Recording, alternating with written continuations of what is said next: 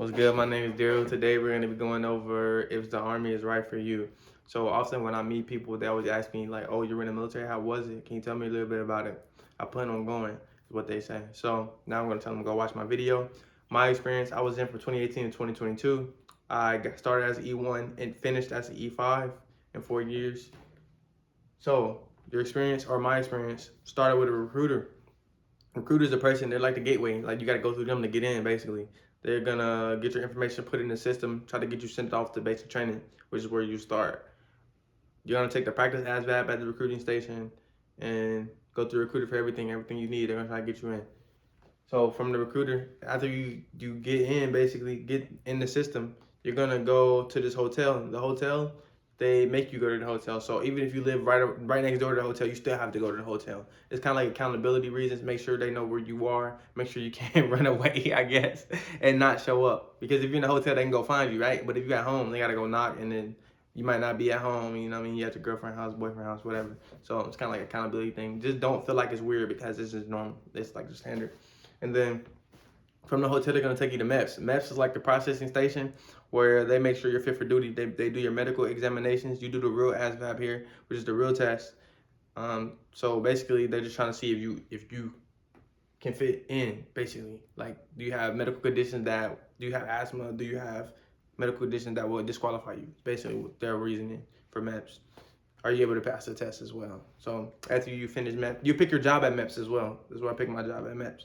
So after you get done with MEPS, and after you pass the ASVAB, you need 31 to pass. I have heard of people getting lower than 31 and still getting in with waivers. So waivers are a thing. I had to get a waiver for my eyes because I was so blind that it just wasn't acceptable. So I got a waiver for it. I got in.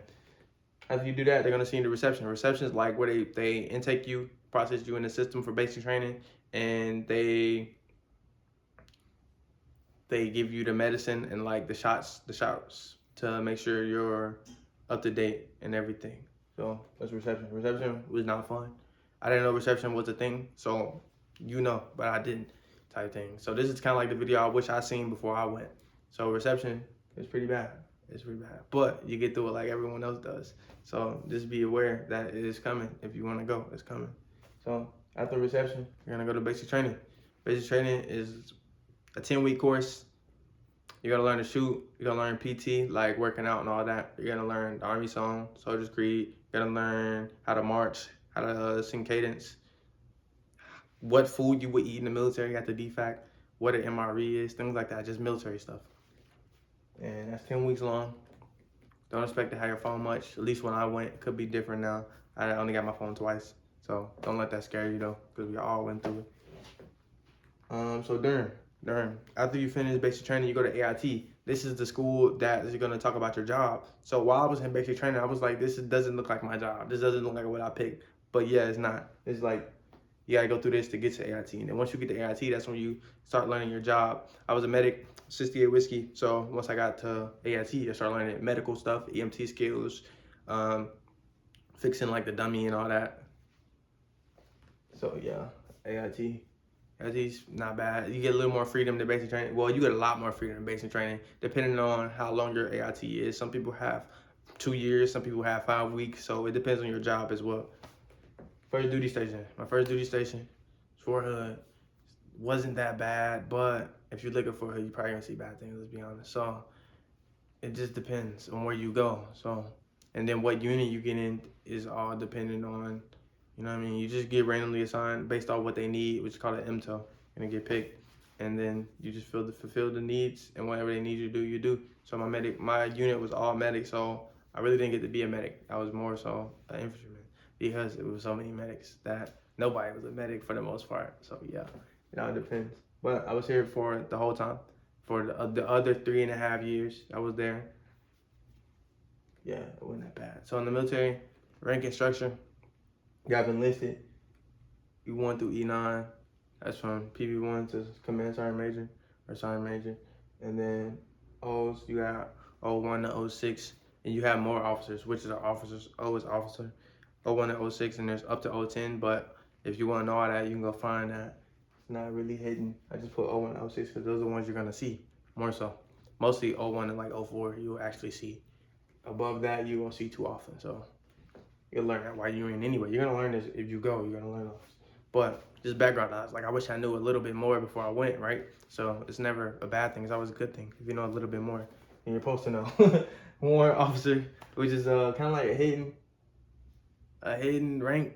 Like you don't see too many warrant officers. You don't hear too much about them. It's kind of like the people that fly planes and all that. They don't all fly planes, but it's kind of like what you think of, what comes to mind when you say warrant officer. Somebody that flies planes or things of that nature. So we got warrant officer to chief warrant officer, which is just like ranking up on their side. If you want to know about that, each one, look them up. So enlisted, you can get in high school diploma. Just get in, be enlisted. That's what I did, E1. And I know if you do ROTC, you'll come in with a higher rank, so that means you get paid more. The O1 and all those, you need a 4-year degree to be an officer. So if you can get the degree first and then go, you're gonna get an officer. You're gonna be an officer. You're gonna get paid more. But the downside is that I hear from officers is some of them want to actually do stuff and be in the field. So the officer's job is like the planning, the strategy, the meetings, and all that. So if you feel like you would absolutely dislike meetings, maybe being an officer is not for you.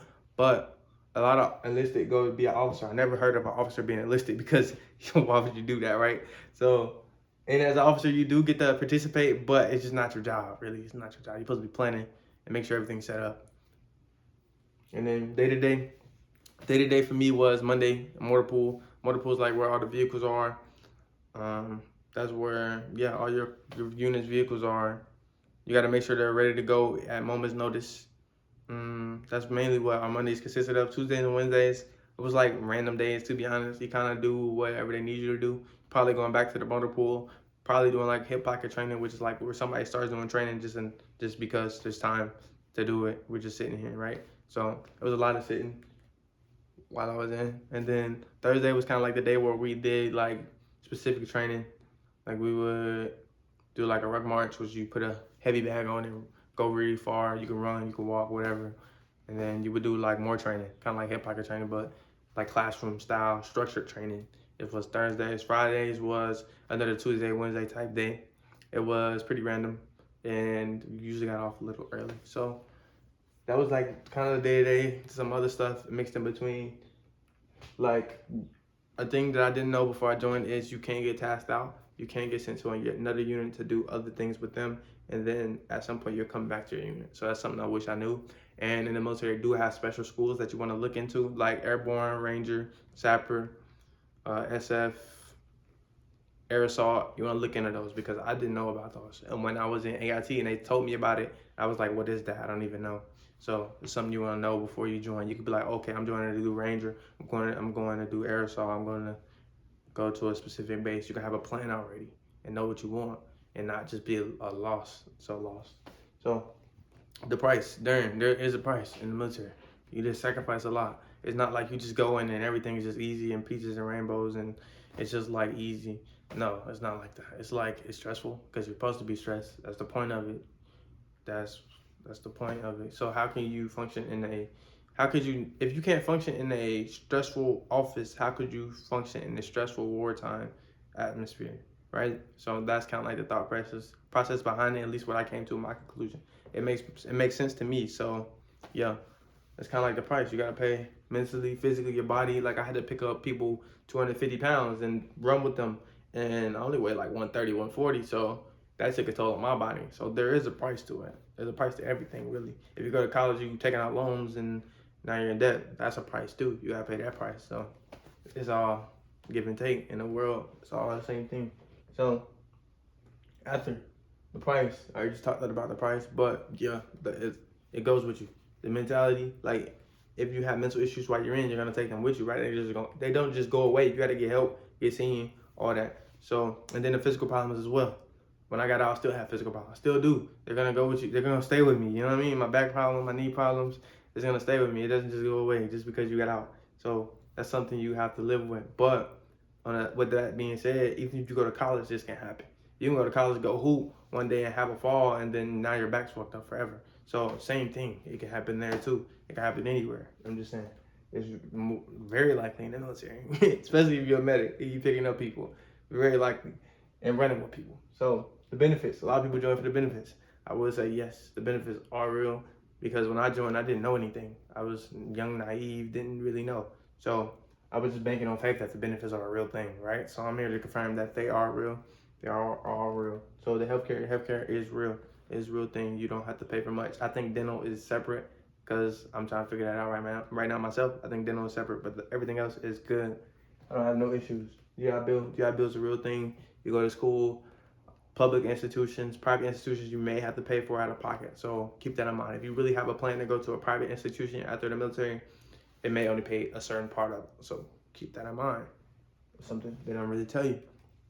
Home loan is a real thing. I have not done that myself, but I have met other veterans that have, and I went to like a 3 hour long seminar, and they told me everything about it. Like you get fees waived and lower taxes and things like that. So you save some money, basically. Long story short, you save some money with the home loan, a lot of money. The veteran communities is just a great thing. It's like if once you get out, it's like if you meet another vet, y'all cool automatically for real. It's like they understand and you understand. It's kind of like just mutual respect and love. And then I haven't met any vets that I just didn't click with, even if they were 80. So it's like it's just like an instant love. So it's cool. I appreciate that part. That shit is fun. It's like, oh, you a vet. I know we cool kind of thing. So and then disability. You heard about the disability. Disability is a real thing as well. Make sure if you're in or if you decide to go, anytime you get hurt mentally or physically, you go get it seen and checked out and documented. Because if it's not documented, it didn't happen. And when you do go to get out, you do want the disability because any little bit helps you, right? So if you don't get that and you don't go get seen, you're not gonna get the disability, right? So make sure if you get hurt in any type of way, you go get seen. Because I listened. A lot of people didn't. So they had issues, right? So just making your life a little easier if you listen to me. There's more benefits. I actually can't list them all, right? So they give you books and when you get out and all that, but there's so many benefits and they do exist. So I'm just putting it out there because I didn't know.